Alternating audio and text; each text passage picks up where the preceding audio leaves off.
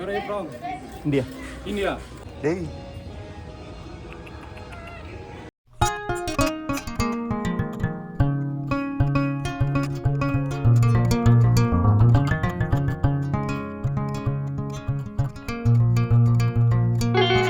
Taman Mini.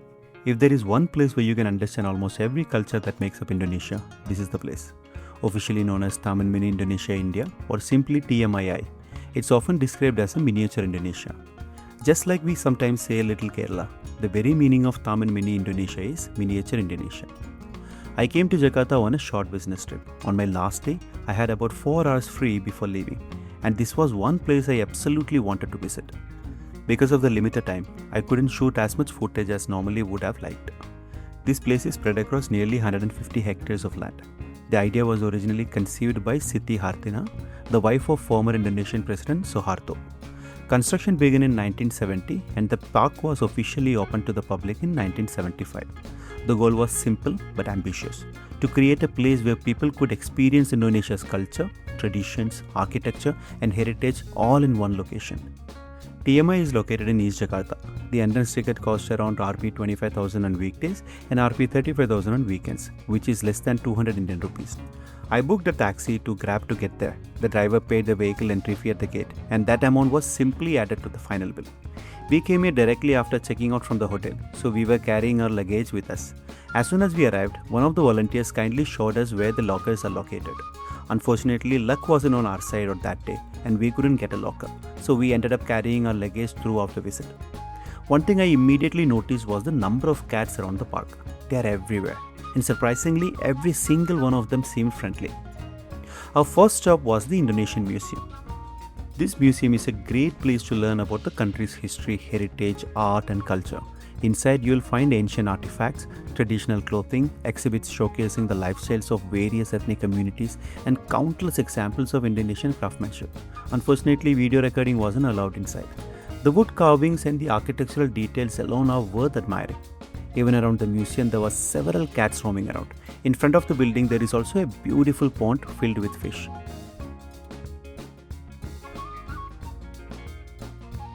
After that, we simply started walking. To be honest, we had absolutely no plan. We didn't know where to go, what to see first, or how to cover such a huge place. That's when we noticed these buggies carrying visitors around the park. We immediately jumped into one. As I mentioned earlier, the park covers more than 150 hectares. Walking through the entire complex is practically impossible unless you dedicate an entire day to it. So staying on the buggy seemed like the smartest choice. The buggy takes visitors around the park, and you can get down wherever you want and explore at your own pace.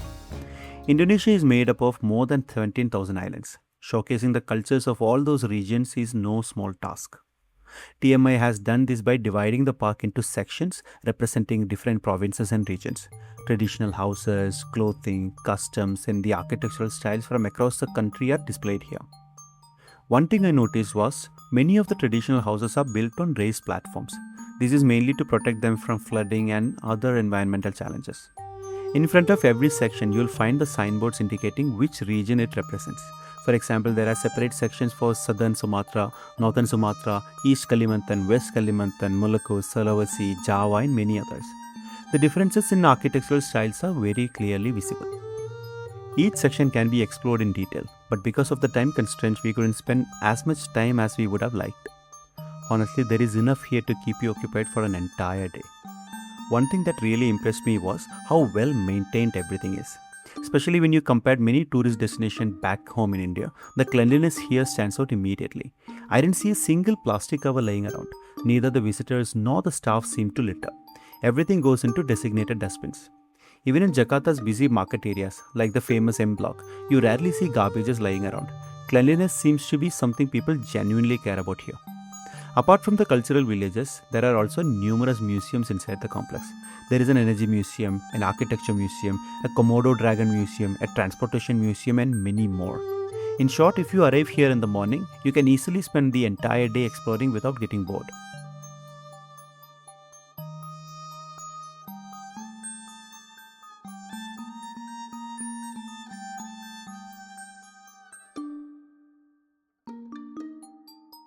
At the center of the park, there is a large artificial lake.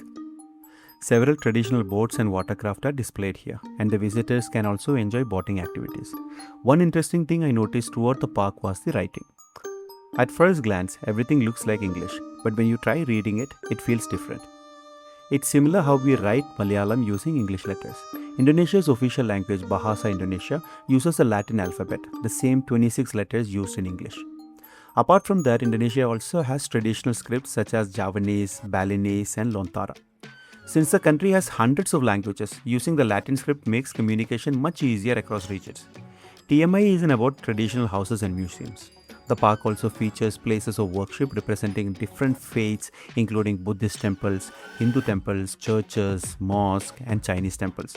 For centuries, China and Indonesia maintained strong trade and cultural relationships. That influence can still be seen throughout Indonesia today, in its architecture, clothing, traditions, and cultural practices. Eventually, the buggy brought us back close to where we started. Near the entrance, there is a souvenir shop where we spent some time browsing. You can find locally made clothing, fridge magnets, handicrafts, and plenty of other souvenirs. Indonesia is also famous for its coffee, and yes, even kopi luwak is available here.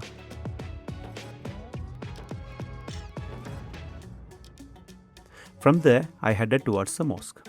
In many ways, it looks similar to the mosque back home, but right in front of it stands a massive traditional drum called bedak. Historically, bedak drums were used to announce prayer times and special occasions such as Ramadan. Indonesia is some of the world's largest Muslim population, so Islam naturally plays a major role in country's history and culture.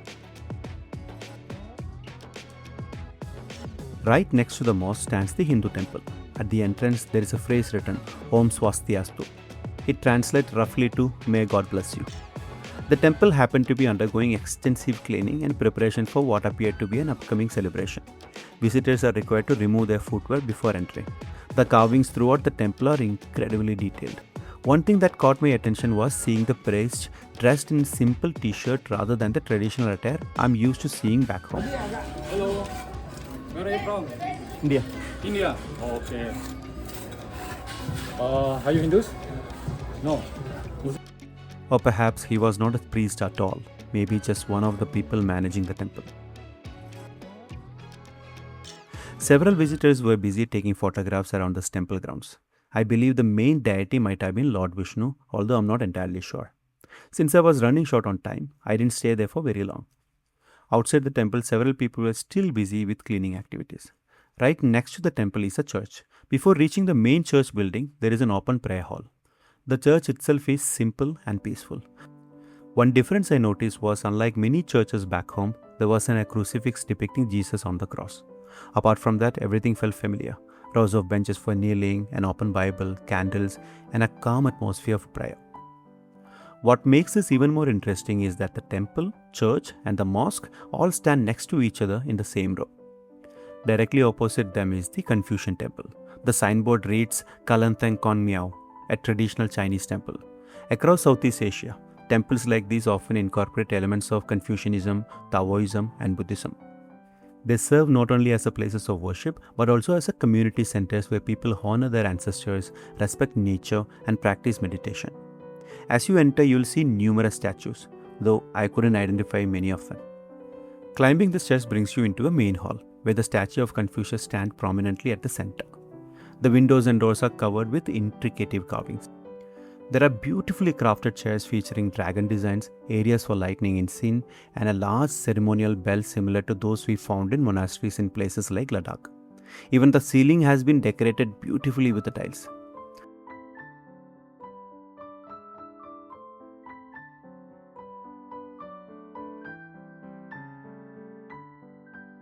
Adjacent to this hall, there is another shrine filled with statues and sacred figures.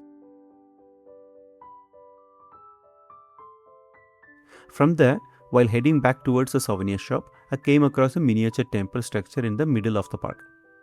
This is a miniature replica of the famous Borobudur Stupa. The real Borobudur, located in the central Java, is the largest Buddhist temple in the world. Built between the 8th and 9th centuries by the Shailendra dynasty, it's now recognized as the UNESCO World Heritage Site. With thousands of carved relief panels and hundreds of Buddha statues, Borobudur is considered one of the most important Buddhist monuments in the world. Even seeing this miniature version was enough to make me want to visit the original someday. The entire park has a very peaceful atmosphere. It's filled with greenery, open spaces, and of course, plenty of cats.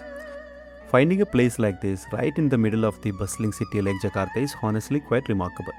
If you're visiting Jakarta, TMII is definitely one of the places you should not miss.